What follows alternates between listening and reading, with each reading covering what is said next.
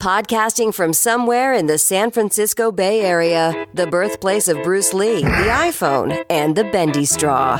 This is Ruel's Running Podcast, a podcast about running, health, family, play, and an NSNG lifestyle. And now, here's your host, Ruel. There was a dream a million miles away. There was fire in Amazon.com. You know, I won't be surprised if more and more stuff that I shop for, buy, and get shipped to my home comes from Amazon. It's just a reality, right? And if this is your reality, go to ruelsrunning.com, click through to the Amazon banner to get to Amazon. Why am I asking you to do so? Well, it is a no-cost-to-you way. If you like listening to Ruel's Running Podcast, it is a way that you can help the show out without spending more than you've already spent while shopping at the good folks at Amazon.com. So help us out. Go to ruelsrunning.com, click through to the Amazon.com site, and shop, connect, and enjoy.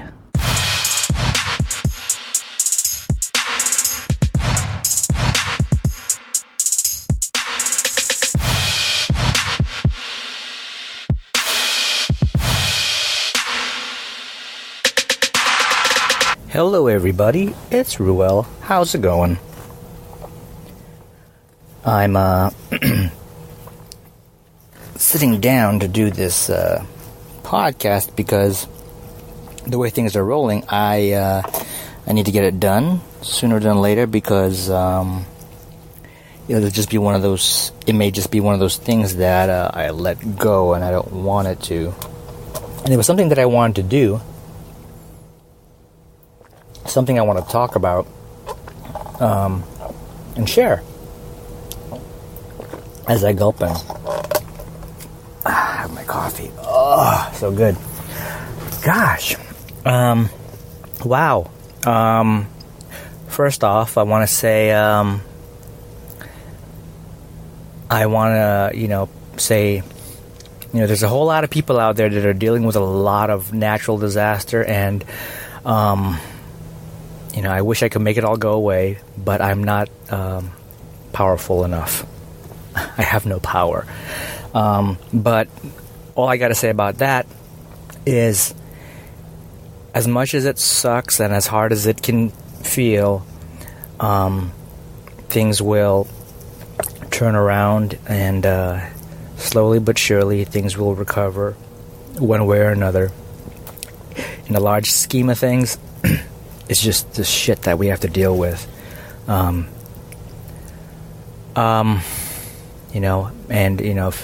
the loss, I understand, and I'm sorry for any losses, and for I don't know what else to say about it. I've had growing up on a island smack dab in the middle of the Western Pacific, the island was or is, in the path of what's called the tropical convergence zone. So it often gets hit by storms of varying intensities. Through my growing up, multiple super typhoons, and that's basically a hurricane, and we're not trying to compare whose hurricane or whose super typhoon is the biggest, because at the end of the day, what it really means is, recovering from damage and having survived and living through, having things being shut down, taken down, what I've learned, growing up with a lot of, my share of damaged properties and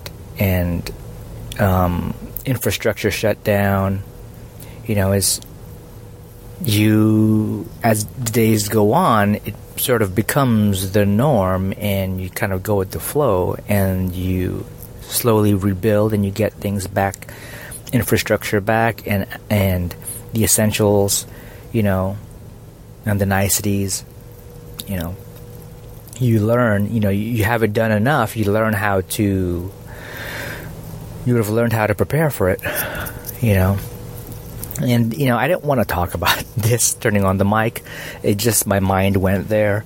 So, again, I just wanted to say, for the folks who are dealing with a lot of hardship because of the natural disasters that are currently going around, not just the U.S., but around the world, for losses, I have my condolences, and, things will move on, and we learn from our losses and all of this. We grow from it.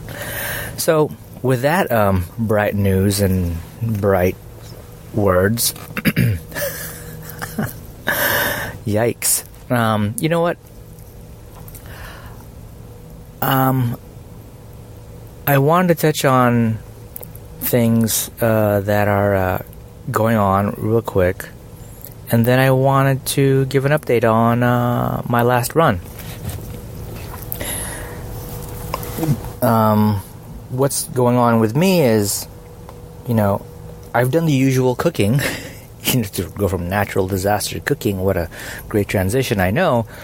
But I haven't done one of these, what have I been cooking lately?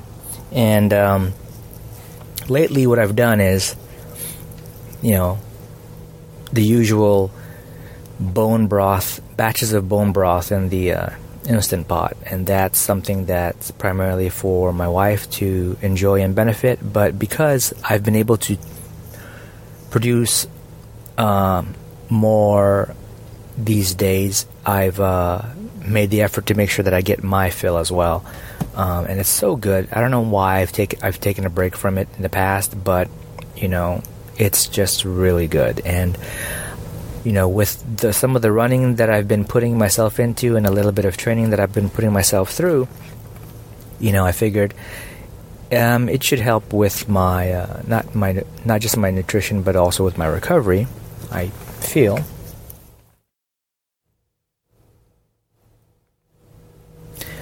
As my elbow taps the mute bar on the mic. So that's that, and there's a lot of the usual stuff, and it's primarily for like kids snacks and lunches and stuff. And time to time I'll do things like, I'll fry up some Spam, which is not the optimal, which is processed meat, and it's not optimal, the most optimal meat out there.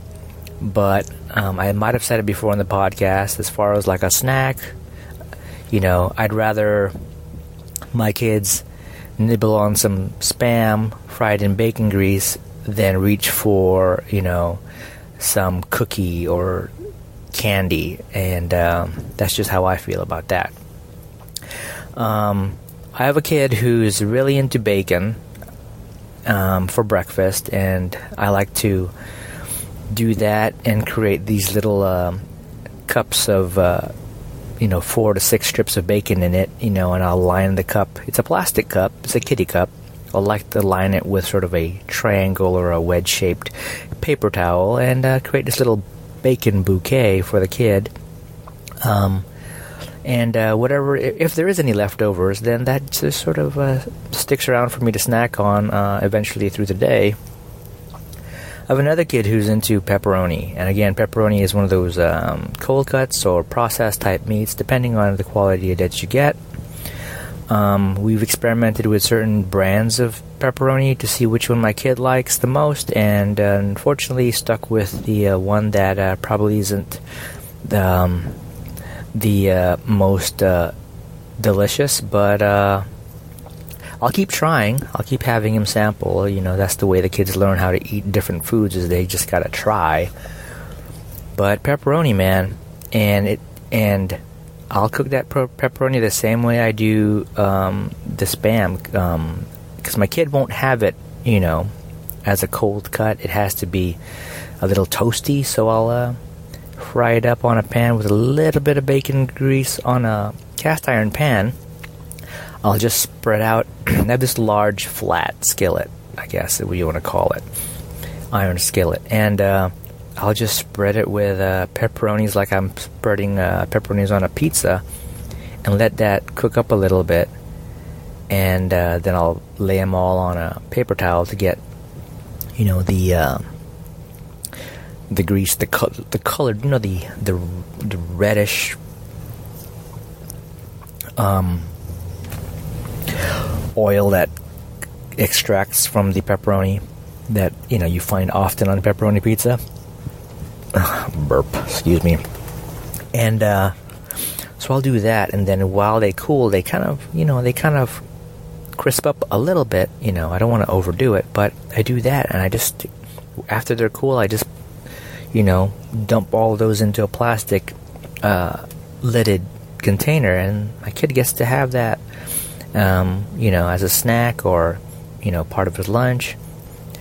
And that's just the usual stuff. I still do the regular Vitamix smoothies, again primarily for my wife. She likes them. I used to do a ton of them. I don't do that many of them for myself anymore. Time to time I will. The coolest thing that I've done, and I gotta find a way to make it healthier, is the only reason why I've done this is because my middle kid has, who I've found to be, for some period he seemed to have been the most pickiest, but I'm wrong. He's grown into maybe the most daring, I would say, as far as trying different foods. We've spent a lot of time implementing try a new food and then get a reward type thing, and it opens up his tastes, his senses, and he's gotten a liking. He has a taste for fish, which is awesome. My wife is a fan of of a certain type of fish, the tilapia fish. It's something that she grew up on. I've had it. I grew up on it as well, but I prefer what's called I think it's the saltwater milkfish, right? Also known as bungus, not bangbus, bungus, bangus.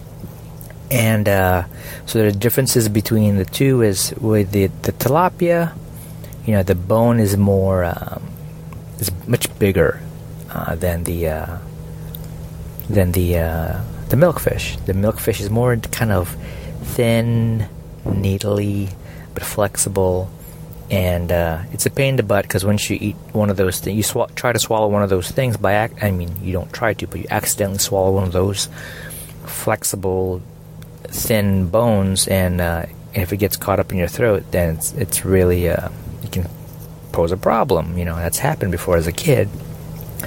But yeah, my kid likes the fish that my wife likes. It's their favorite fish, and he's had it grilled and he's had it fried. I've done it grilled once, but he really likes it fried, and the way he's learned to enjoy it is, it gets fried up in, not the best of oils. So I need to figure out a way to fry it up, and to fry it up in better oil, and go with that. So, but it was a dish that I've never done before. I grew up around it. I've had it in the house growing up, but I've never been the guy to actually prepare it. And it's easier these days, and it doesn't really matter to me if I had to do all of the cleanup. Getting the fish fresh, scaling it, and then cleaning it out, not a big deal. There's not a whole lot of mystery to a fish. But for this particular fish, it was bought at a store, at a market where they did the cleaning, the gutting and the cleaning. And I just had to take it home. And I put a couple slits on each side. You know, it's the whole fish. The tail fin had been trimmed, and the spines, whatever you call fin on the top, had been trimmed. It wouldn't have mattered, you know. I would have cooked it in that stuff anyways. It makes it fit nicer in the pan, you know, without it kind of fin sort of sticking out. I mean, it's not like a marlin or anything, but you know, the head's still on. So a couple slits on each side, and I had the canola oil. I know there's vegetable oil. All right, same thing, right? I heat it up. I salted the fish really nice, and I let the fish sit in the hot oil. It gets covered in the oil about halfway, and then you know you hear it sizzling really good. And I put a lid on with a little bit of an opening to allow steam to come out, and that was about 10 minutes on that side. You know, the information that I read about preparing a fish was about 6 to 10 minutes. So for this one, I let it go 10, and then took a look, flipped it over, and then it probably went more like 6 or 8 on the other side. And then I pulled it out. I put it over. I didn't lay it on its side on a paper towel. I wedged one end of a tong in the slit that's under where it had been gutted, and I managed to prop up the fish upright. That way it cooled, and all of the skin and stuff crisped while it cooled. And so that was like the coolest. It's like the gnarliest looking thing, you know. It's like this fish all like toasted and fried, and you know it. And but it's so good. It's so familiar. Something that you know my wife and I's families have had it around. Fried fish, man, it's awesome. And my son ate one half. He probably would have eaten the whole fish on his own. But my wife wanted some. She wanted a taste, so she had some. And there you go. And it's just so cool to see the kids dig into, you know, the food and put their hands in and pull out stuff and just like work their way to find every little nook and cranny where there's meat. And you know, sometimes I have to catch him like, "Whoa, you just put a bone in your mouth." He goes, "Oh, sorry." It's like, don't want that to be a problem. And yeah, that's fish chat. That's food chat. Coming up, Rue gives us something else to think about. How vague is that, Ruel? Geez. Could you be any vaguer, Ruel? Well, it's all coming up on Ruel's Running.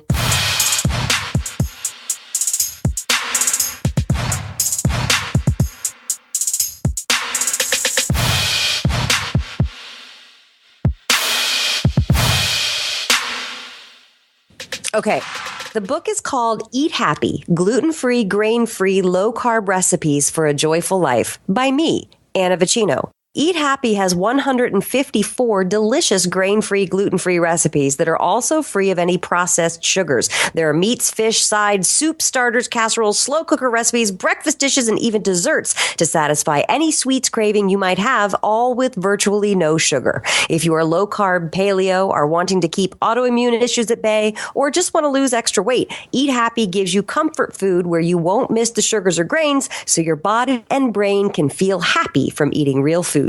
Okay, go get it then. Now's your chance. Yay! Yay!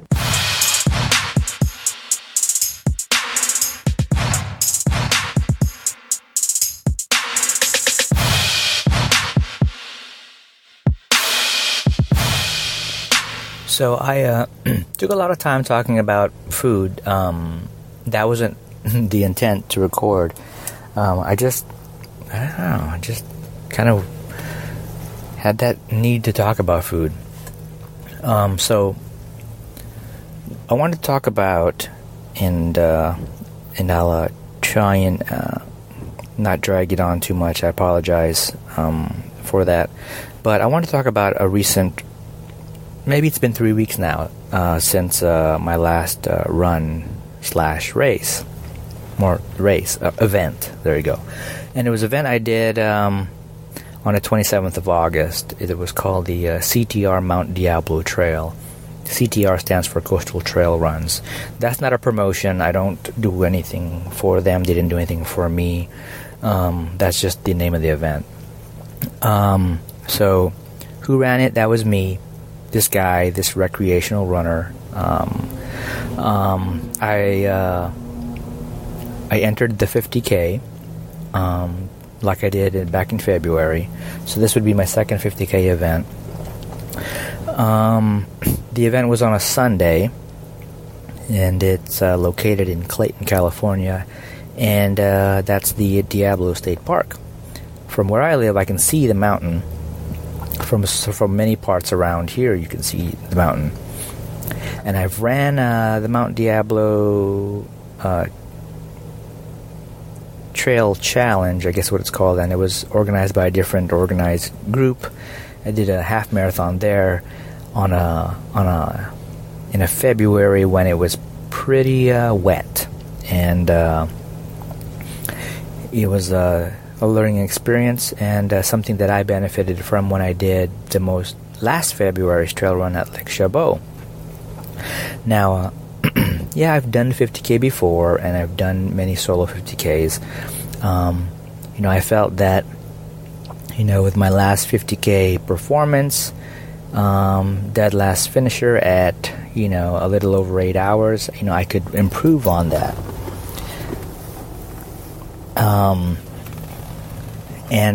So, before I get into that, why do I do this? I'm not doing anything special. A lot of people do a lot of running, and they do a lot of significant, tougher runs. I'm not those guys, but I just try to go out to test myself on the long run. And for a long time, and I've talked about it before, that I've tried to organize my solo long runs, and it does take a lot of planning.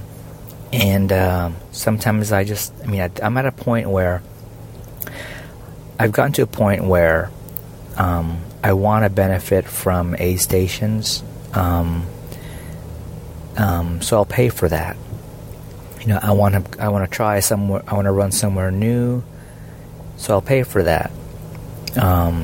If I don't, then I'm having to figure out, okay, where do I run that's going to be interesting? At the moment, I'm kind of tired of running through all of the neighborhoods and stuff, and all of the buildings and all of the intersections and crosswalks and all that stuff, and trying to organize with my family where they can meet up with me. So it takes a lot of mental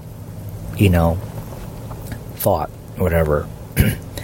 And paying for an event, I don't have to think about that. Someone has laid out a course, someone's providing aid. I don't have to worry about my family.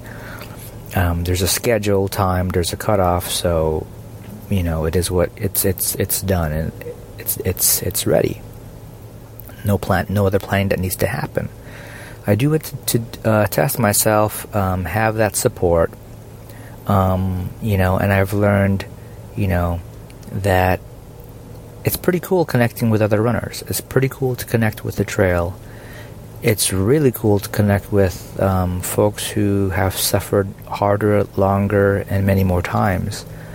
Other ultra runners. So that's pretty awesome.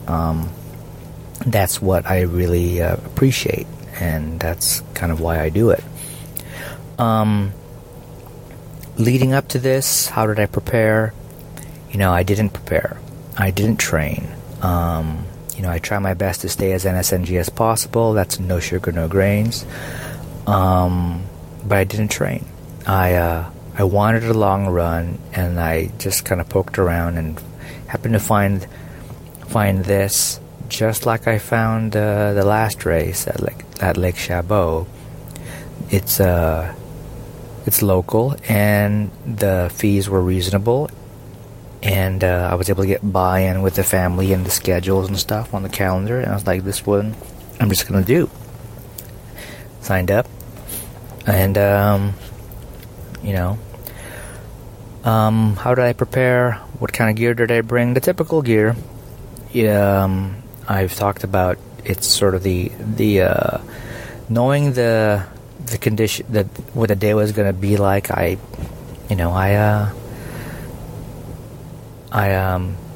had my hydration pack, filled that up with water. I had a handheld bottle, filled that up with a mixture of UCAN Superstarch. Had a zip bag of raw almonds. I stuck that in a little pocket on the front of my thigh, inside the storage of my shorts. There's with these shorts I have, they're pretty awesome. The North Face better than naked. The inner liner has pockets around the thigh, so I could wedge stuff in there. I had a Ziploc of electrolytes, salt tabs with that type of stuff, salt sticks, and what else? I had the iPod Shuffle if I needed some music. What else did I have as far as food? I had a bar. I had an Epic bar, the bacon one. Had that wedged in front of my thigh as well.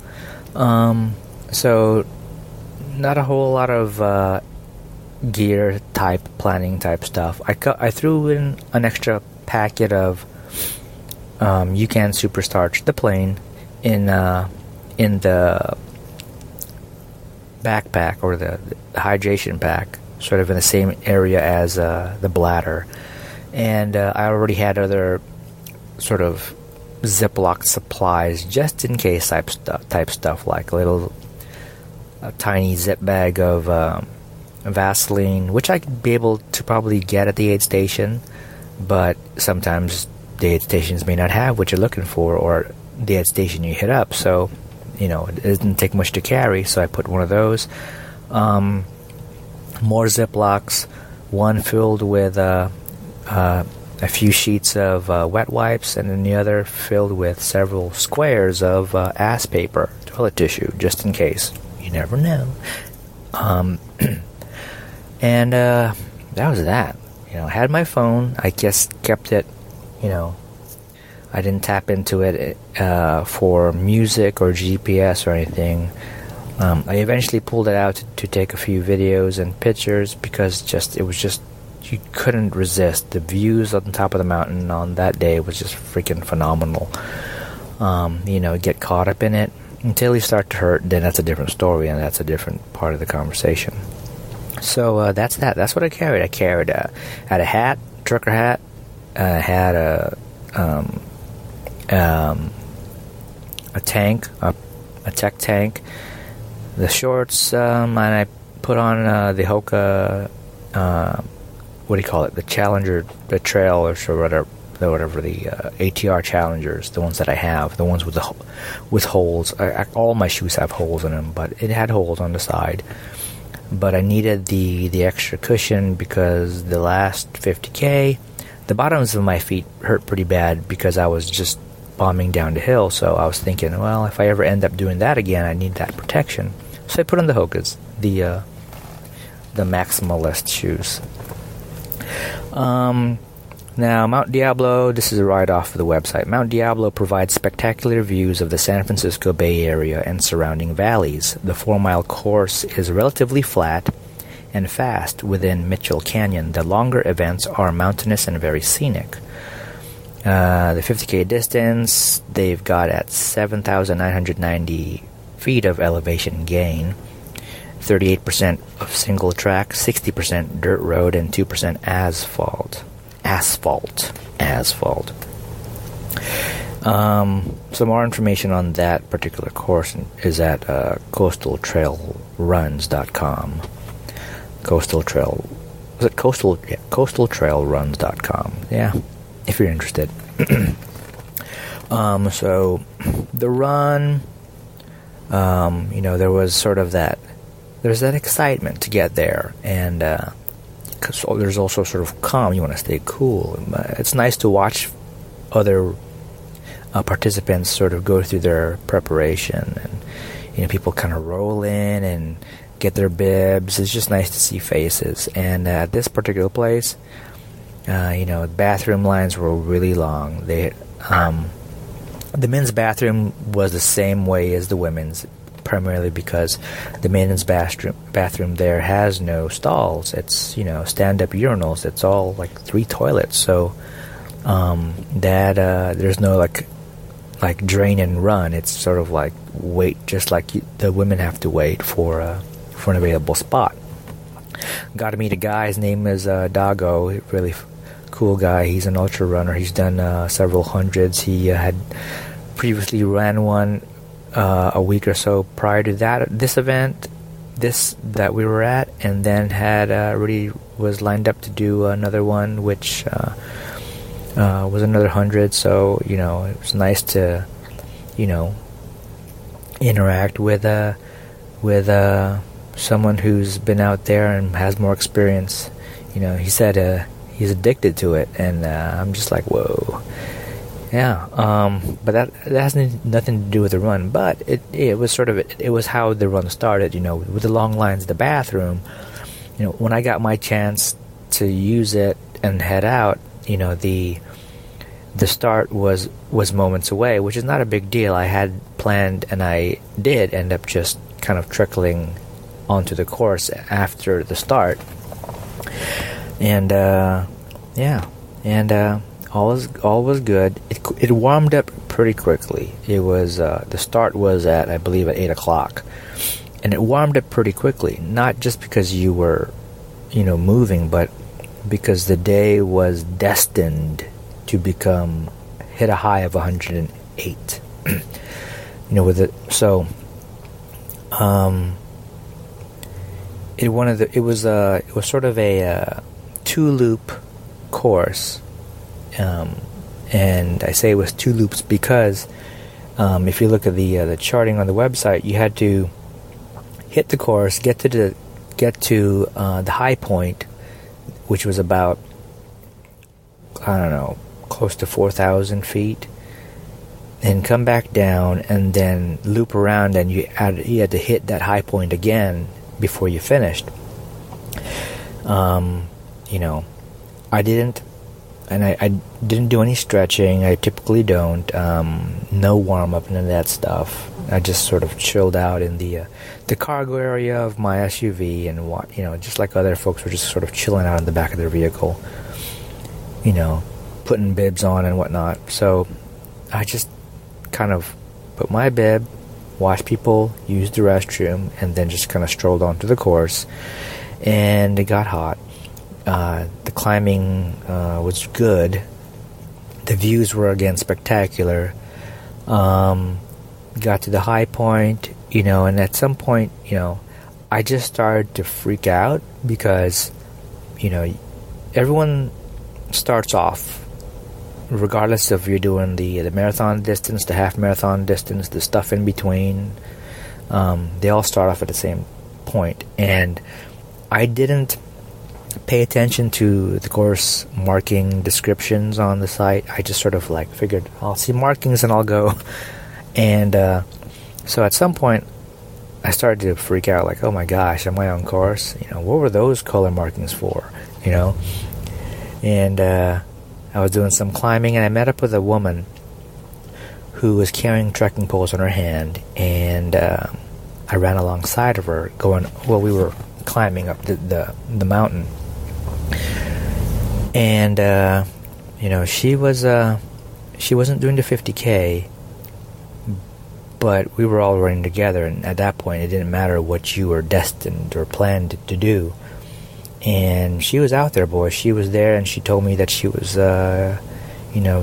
she had been a year off of running, and she had recovered, and now she was taking on the event to test her repaired Achilles. Her name is Gabriella, and so she's the second ultra runner that I met that day, and she's a wonderful human being. I got to spend probably a good couple hours in the heat and in the trail with her later on towards the end. So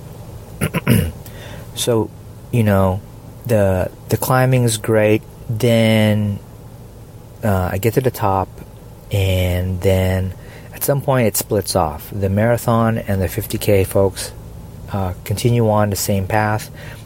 The shorter distances head back, and sort of the in-between distances carry on a different route. And I hit the side of the mountain. The views are awesome, and I take a turn, and then I end up in, single track with a lot of, it's just a trail, right?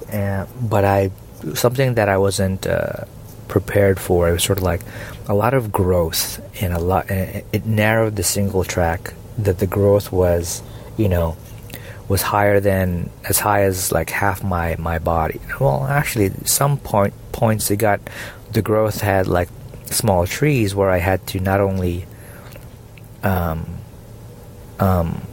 where I would brush up against the vegetation, but I've had to duck from it. So single track uphill in the heat, surrounded by a lot of growth, and having to sort of navigate through all of that. Something I could have, I sort of had to hike through because it was going uphill, and then the heat played in, the elevation played in, and I was getting pretty winded. And right away, it's sort of like, okay, this is the result of my not training. This is not my conditioning. I'm a sea level dweller, so a lot of discomfort going on, but a lot of sort of just forward movement. Just keep that progress, keep that movement going. But little things start to pick at my mind, like, was that poison oak? Was that poison ivy? That kind of stuff. And I'm like, at some point, the other piece of gear that I had on was, I had arm sleeves, and, in the beginning part of the climb, I had them on, then I stripped them down, I pulled them down onto my wrists, wrapped them around my wrist, kept them on my wrist, as a way to sort of get some I don't know, I figured I could be cooler if I had them down. But then when I got into a lot of the spots where there was a lot of growth, and I was starting to feel concerned about getting some rash from some of the vegetation, I spread out the arm sleeves, covered up my arms, and I just told my legs, screw you guys don't have no coverage. So I just kind of plowed through, protected my arms, and didn't worry about my legs. It was really uncomfortable. The climb, the heat, getting pretty winded. There were spots where I had to pause, catch my breath, feel good, and go again. But not try not to spend too much time. It was one of those things where it's like, okay, I'm supposed to suffer. This is exactly what's supposed to happen. It doesn't feel great, but I'm going to have faith and just keep moving forward. Even if I have to pick spots and look for a little bit of shade, because now I was on the side of the mountain that was pretty exposed. I wasn't sure. I was still on the trail, but I started to not see anybody else anymore. Like, oh, this is a familiar position. Just sort of be me. No one else is around. And then that happened for a while, and just when I thought that I was the only one, then another runner came up from behind. And it was one of those things where you're like, okay, I gotta keep moving that way. He won't pass me. But then I'm kind of pretty winded and hot. I'm gonna stop. He's gonna pass me. And then I'll just kind of catch up with him, and then we'll just sort of hopefully feed off of each other's momentum and energy, and just keep moving. And, and then the distance between us just got further, And then it closed up eventually, and we started talking, about, did we pass an aid station? Because this guy was running with just shorts on and a couple of handheld bottles and shoes. Not even sure if he had a hat on. He was an older guy, but he was way more, with it than me. And he was saying, well, I just want to make sure we didn't miss an aid station. And he was looking for an aid station, not just for aid, but he was saying that he was only going to do one loop of the 50K. With the conditions he just wanted to he didn't want to burn himself out, because he was planning to do an Ironman event, a triathlon event in the following week. So he was looking for that aid station so that he can get that water and also head back after. We ended up sort of relatively close. I was behind him. He spotted water. At first, I thought he was referring to the little faucet with the little trough of green gooky yuckiness in it, probably left out for like dogs and maybe horses and other wildlife. But a few feet away from, maybe 20 feet after that, there was a bench, and on the bench was a case of bottled water. So he was opening them up, filling up his handheld. He was drinking some, and he was cooling himself down with some of that he had. And then I followed up, and I started getting some water as well. He headed out, and I continued to work on getting some of that water.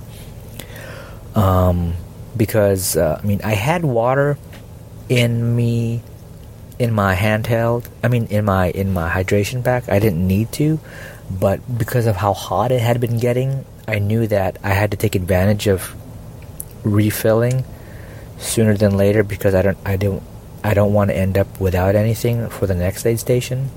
So I was pumping some in my handheld and grabbing some spares just so that I could have something to sort of cool me down if it got too out of hand.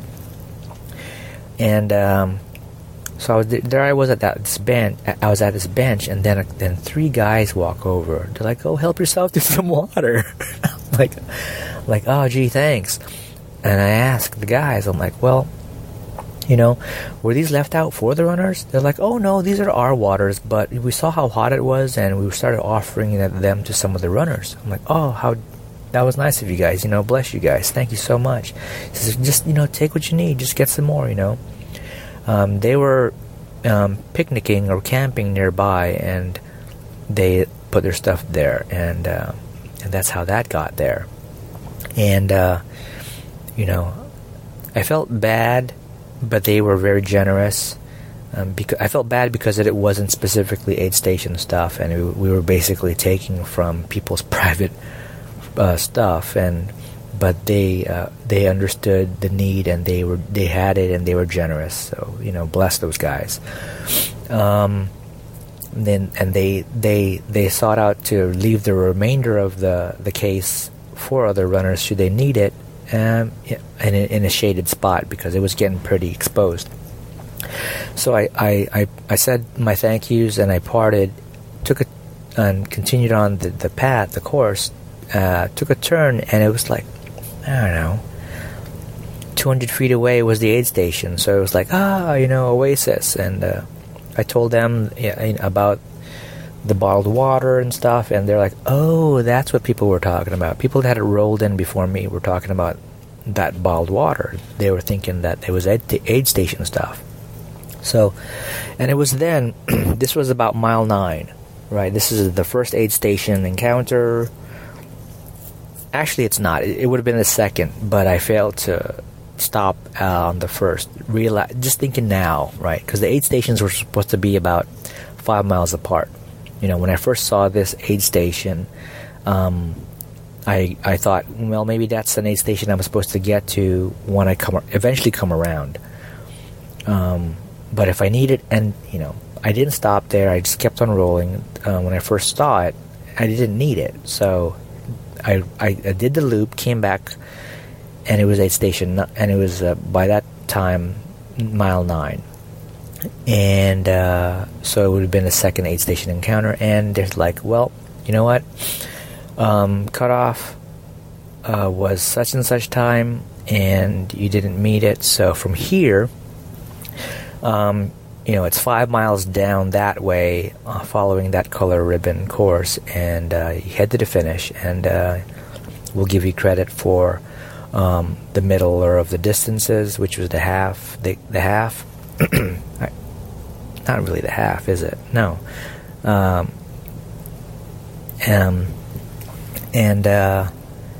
it was a half the distance. So 9.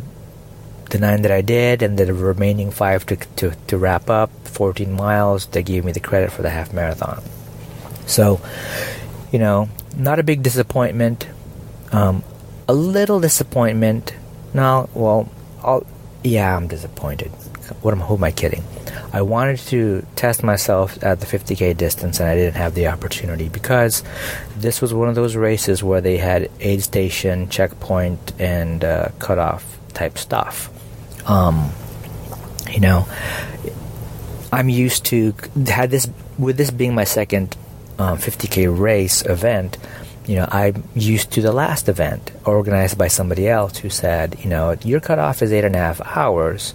There weren't any I didn't encounter any aid station check cutoff type stuff. They just told me like, okay, you keep going, and then towards the back half, it's like, okay, you are this many minutes off the cutoff, but the overall vibe was, I just need to get to the finish before the final cutoff.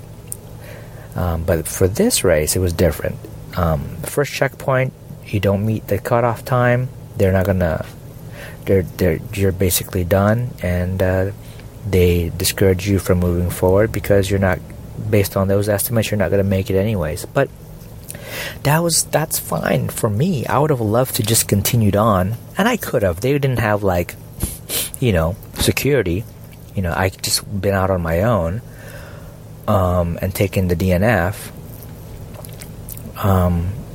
But I was also, with that disappointment, at the moment it was sort of like I was already on that fence. I'm like, you know what? I need to regroup and get ready to keep going. And it was one of those things where someone else saying you're done, just like, okay, I'm done. I didn't fight it. I'm like, oh yeah, it's so hot out there anyways, I'm glad. So it isn't entirely the format of the race. It was, I played the most part in me not getting what I thought I would get out of it. But there's a reason for everything. So I hung out at that aid station. I didn't need any more liquid because I had, gotten the personal stash from the picnickers beforehand. And, I had been working on my UCAN Superstarch. I'd been trickling that as needed up until that point. I wasn't hungry. I didn't want to pick on any of the aid station food. There wasn't anything that called out to me. And so I just hung out, I had 5 more miles to finish up, but I wasn't in a hurry. I had slotted the whole day to be there. So, just hung out in the shade, chatted with the aid station folks and thanked them for their volunteering or whatever. And watched other runners come in from other distances and say, yeah, they get the cutoff too, and then everybody sort of has to handle with that reality, they're like, oh, they all had expectations and now they're being cut off. Like, okay, well, whatever. And eventually, Gabriella, the woman I met earlier, she hiked up and she got her cutoff notice. And so I waited for her. She got her liquid and she got some aid station goodness, and then I was like, hey, let's go. We went together, and and it was that in those 5 miles that I got to know her better. Her story, how she got injured, some of the runs that she's done, what her plans were for running until she got injured. She's a fabulous person. I feel totally blessed to have spent the time with her. And it was great. I felt like she was my sister, my trail sister, if you will. And I got to watch her generosity on those remaining 5 miles, as there was another runner who was really suffering from the heat. He had done the shorter distance. He'd planned for the shorter distance, got off course with the longer distance runners, tried to recover, make up for lost time, and he just really burned himself out. And his name was Max, right? And so he just needed water, and Gabriella shared her water. She just gave it to him. She, later I learned, how much experience Gabriella has with in these types of events, right? She's close friends with Catcher Corbett, who is the dirt diva. She's a famous ultra runner around here who if you follow her on social media, she's very colorful, piercings and tattoos and tie dyes, and she runs with her dog, and runs bad water and all over the place. So Gabriella, she's close to Katra, and they've done adventures together, and Gabriella's done support and stuff. So I was watching her take care of this guy and make sure that he didn't lay down on the side of the trail, and that he got water, even if it was coming from her, and she was fine. And so we moved. She offered water, but then we parted ways eventually. Gabrielle and I continued on, and at some point, in a lot of picking up on the conversation, I spotted something on the trail, recognized it, and I put my arm in front of Gabriella to stop her from moving. We were going downhill slightly, but we were moving on the trail, and I stopped her because of a rattlesnake that was laying halfway, which was just spread out on the trail, covering half the width of the trail. And we were lucky to spot it, or I was lucky to spot it, and because it was on a shaded portion of the trail. And so we stopped and we assessed the situation. Like, what do we do? I didn't want to disturb, I didn't want to upset it, because if I managed to upset it just by trying to get out of the way, even if we cleared it, who knew that the residual effect of that might be on other runners behind us. We waited for a few minutes to see if anybody else would come down. Folks came down, Max came down, other runners, and then we just watched them kind of go off the far end shoulder of the trail where they would avoid the rattlesnake. It was a rattlesnake, if I didn't mention. It was a small one, but it doesn't matter. And we did the same. Max wondered if that was if those types of snakes were pretty bad. I'm like, yep, because he wasn't familiar. I said, yep, those aren't your friend, so you don't want to mess with them. Gabriella continued, and I continued on our we weren't running, we were just sort of like hiking and taking it really easy and slow. And Max continued on his way. We bumped into Max later because he was just really, really in bad shape. He was, another runner was offering some water, but they weren't together. Gabriella gave more of his water, and then she decided that you're going to go with us, and we would see him through. So the three of us, finished the course together. Max had already written off finishing because he pulled his bib off and all that stuff, because he was pretty disappointed that he got off course and he didn't get to complete his race. And we were trying to make him understand, like, you can race any other day. It's more important to take care of yourself, and we don't care about, our finishing times. It's more important to take care of the fellow runner. And we weren't even PRing or anything, right? None of that stuff. So the three of us, we hung out, and it was hot. And he got as much fluids from Gabriella as he could. And then when that was done, I had some in my bladder. I said, the remaining water on my pack is yours should you need it, right? He didn't need it, but we got to hear more of Gabriella's story, and she got to hear a bit of mine. There wasn't a whole lot of mine, and got to hear about Max. We were a little bit of our own little group. Gabriella's Mexican and Canadian sort of connection or background.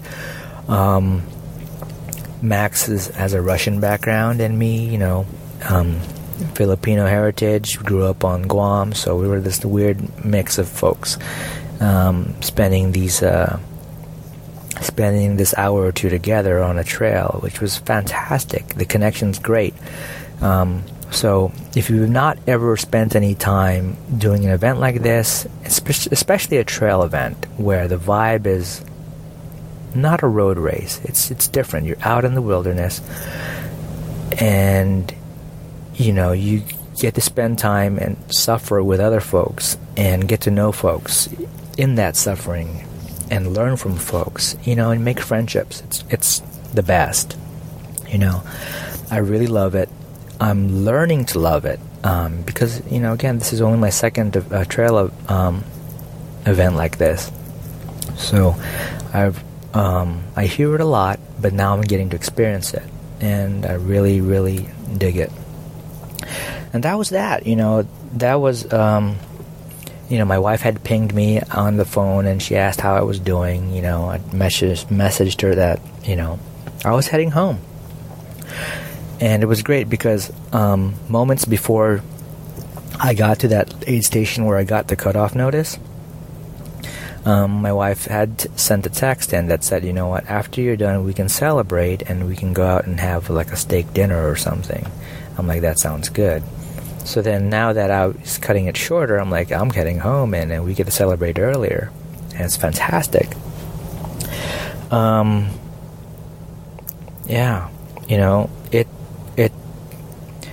The suffering on the course was the heat, was the elevation, and I felt it because how winded I got. And it's a familiar feeling I have just from heat alone. So whenever that has bothered me, it's just a matter of managing heat, keeping fluids in, getting a breather, and then just keep moving forward.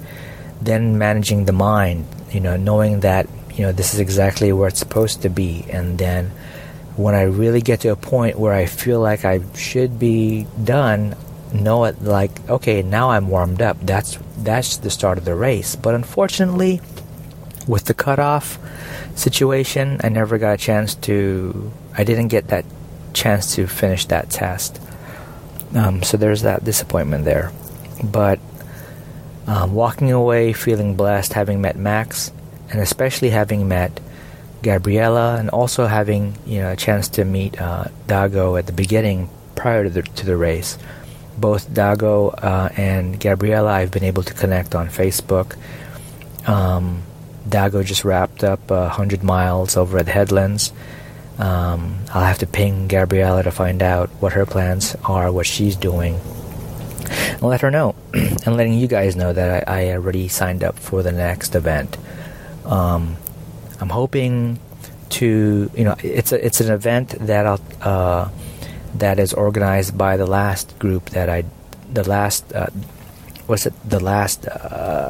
50K that I did. Well, not the last, but the first 50K event that I did in the year.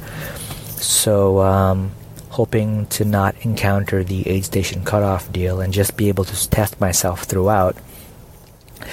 So that'll be something to look forward to, something to chat about. So in the end, what did it mean? It meant, I got on record, I was noted for, I was given credit for the half marathon. It's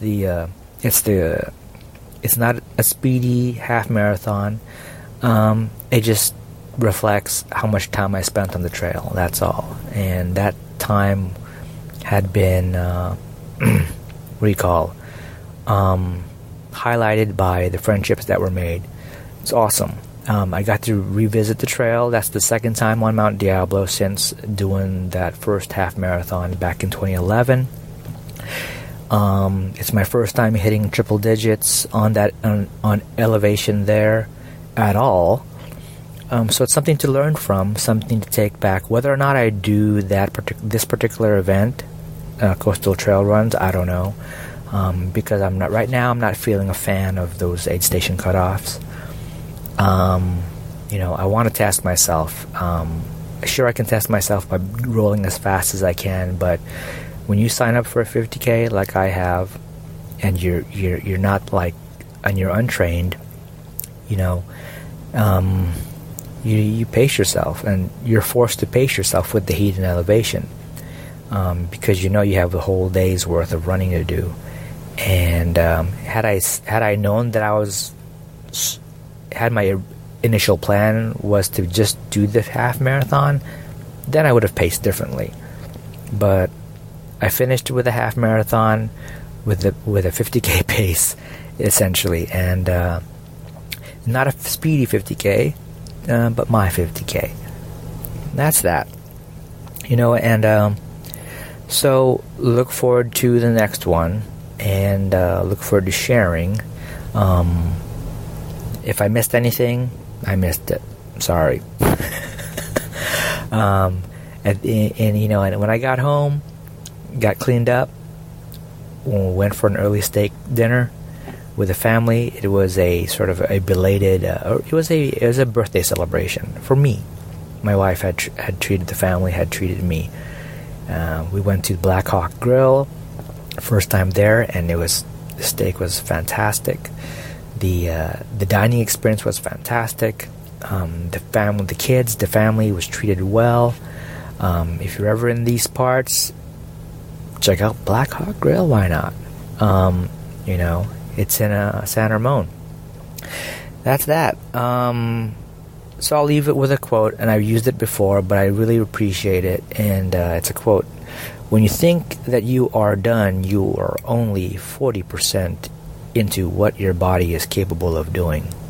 End quote. That's by David Goggins. If you don't know who David Goggins is, look him up on YouTube. David Goggins, he's all over the place now. He's been on a podcast where he described his first 100-mile run. I think it was basically hitting mile 80, crapping himself, feeling totally done, but he got up anyways because that was when his race started. After he was completely trashed, and now he was able to test himself on the remaining 20. So that's that.